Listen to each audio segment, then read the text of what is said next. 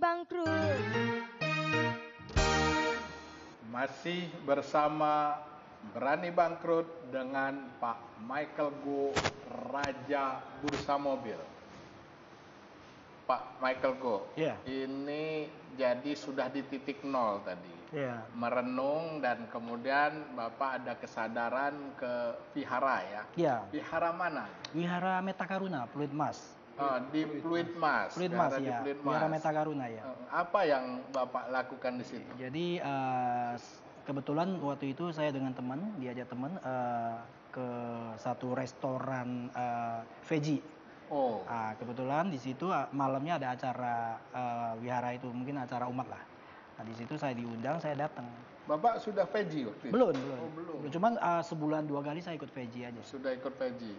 Kalau sekarang sudah veggie? Total. Sudah total veggie. Dari 96 ya. Dari 96. Lalu? Nah setelah malam saya ke restoran yang di Jelambar itu, nah terus ada satu pengurus wihara, besok wihara ada sidang dharma 3 hari, mendengarkan ceramah selama 3 hari. Mau ikut nggak? Saya bilang boleh. Ada yang mengajak ya? Boleh. Saya bilang boleh. Dari pagi sampai jam 6. Oh nggak apa-apa. Nggak apa-apa saya ikut. Saya bilang. Nah saya ikut 3 hari itu. Nah setelah saya mendengarkan ceramah-ceramah itu, saya inilah yang mau saya cari. Inilah yang mau saya cari gitu loh. Akhirnya di situ selama di Medan saya itu semuanya salah sistem saya. Saya harus introspeksi. Saya harus kembali ke nol, baru saya bisa bangkit. Nah di situ saya langsung bantu di wihara. Kebetulan memang saya lagi nggak ada kerjaan, pemasukan juga nggak ada. Saya bantu wihara. Nah jadi wihara misalnya pandita mau ceramah kemana, Michael kamu jadi supir antarin pandita ke mana cabang-cabang wihara yang lain, boleh nggak apa-apa. Jadi mengabdi di wihara. Mengabdi malam. Jadi kalau pagi saya cari kerjaan. Bisa pagi saya cari kerjaan. Di wihara tuh bisa jadi sopir, bisa bersihin patung Buddha, terus bersihin toilet. Bersihin toilet juga. Ya, bersihin toilet sampai ketawa saya, kok bisa jadi gini ya? Jadi memberi jasa. Iya, apapun saya kerjakan. Katanya sempat nyari kerja juga. Terus begitu saya lihat nggak ada sesuatu, akhirnya saya coba cari kerja di Tubagus Angge ya, dekat Duta Mas. Jalan saya lihat ada bengkel-bengkel yang baru buka. Saya tanya, bos, di sini butuh orang nggak tuh ngurusin megang bengkel ini? Saya bisa, saya dari Medan. Dan kebetulan bosnya juga orang Medan. Oh ya, ada ijazahnya nggak? Ijazah, saya sih nggak ada ijazah. Tapi kalau bos nggak usah bayar gaji, nggak apa-apa, kasih makan aja. Jadi ketemu juga orang yang nanyain ijazah. Hanya ijazah. Di situ saya rupanya pendidikan penting. Pendidikan penting. Ada pikiran lain. Iya, akhirnya begitu di saat itu saya bingung. Rupanya selama ini saya pikir saya ahli, nggak ada apa-apanya. Begitu orang nanya, mana ijazah, nggak ada saya. Nah di situ saya, ya udah nggak apa-apa. Ntar dikabarin katanya, akhirnya nggak dikabarin.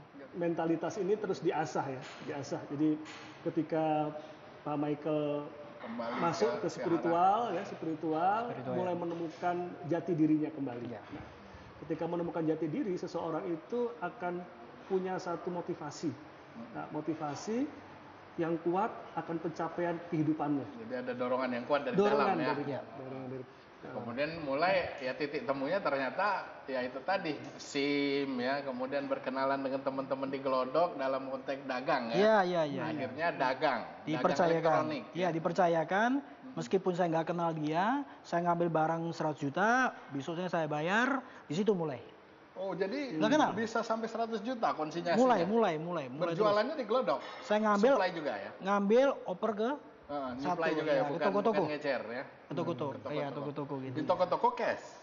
Kasih utang juga, cuma mungkin kita kasih utangnya di sini seminggu, kita ngambilnya 2 minggu. Oh, jadi ada. Jadi nggak pakai modal juga, kepercayaan aja. Kepercayaan luar biasa. Itu berlangsung berapa lama? Sampai 10 tahun itu. Sampai 10 tahun melakukan saya jalani elektronik itu. Jalani elektronik itu. Setelah menghasilkan, saya punya modal lagi. Terus saya beli rumah, beli kios ya. Terus masukin dulu, itu 10 tahun di elektronik tadi sempat punya kios atau sempat punya kantor? Enggak. Saya jalani seperti itu, modalnya cuma HP aja. Cuma HP aja. Dan si bos juga nggak tahu rumah saya di mana itu. Dan jadi cuma kos saja pada saat itu juga. Iya, di kos aja. Kantornya di kos. Dan orang percaya? Percaya. Saya bayar besok, nggak pernah meleset. Padahal Pak ini bisa hilang begitu saja kan? Bisa. Orang nggak tahu. Bisa. Ya, jadi di situ saya mulai. Di situ saya mulai punya modal, saya beli kios di Mangga 2. Terus modalin ke temen satu showroom di Kemayoran. Oh, jadi beli Jual beli kios mobil. yang di Mangga 2 dibuka, sempat buka. Kios itu hanya untuk invest saja. Untuk invest saja karena ada uang ya. Ya, invest saja, modalin temen showroom di Kemayoran. Showroom teman di Kemayoran, showroom apa itu? Showroomnya waktu itu kayaknya udah tutup sekarang dia.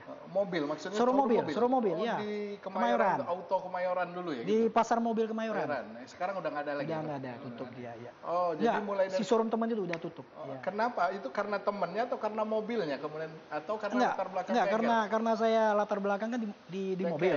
Jual beli mobil juga dulu di Medan. Itu teman Medan juga? Enggak, kenal di Jakarta. Kenal Jakarta, tapi dia main mobil. Ya, dia kurang modal, dia cerita ke saya turunin modal, untung bagi 2 aja gitu aja. Jalan normal itu? Jalan. Nah, begitu jalan, kebetulan kios yang saya beli di Mangga 2 itu, ya, kios gedungnya juga sepi. Nah, sepi, ya direksi gedung sama teman-teman, nah, coba kira-kira Ko Michael ada nggak ide untuk ngeramein gedung ini, gedung mall itu. Jadi disitulah mulai muncul saya idenya. Bursa mobil. Saya di dalam bursa mall. Mobil dalam mall itu. Udah gitu. Udah nyampe lagi ilmu lu segini. Udah lewat lagi. Jangan kemana-mana. Masih di Berani Bangkrut.